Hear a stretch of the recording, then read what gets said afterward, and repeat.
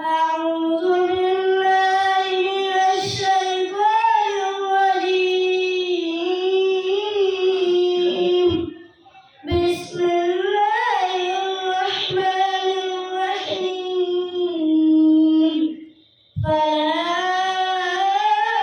أقسم بما تبصرون وما لا تبصرون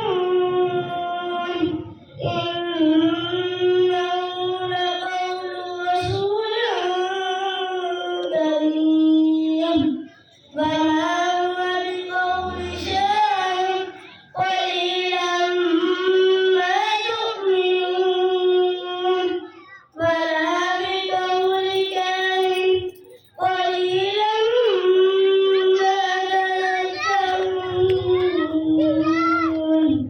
تنزيل من رب العالمين ولو تقول علينا بعض الأقاويل لأخذنا منه باليمين ثم لقطعنا منه الوتين فما منكم أحد عنه حاجزين وإنه لتذكرة للمتقين وإنا لنعلم أن منكم مكذبين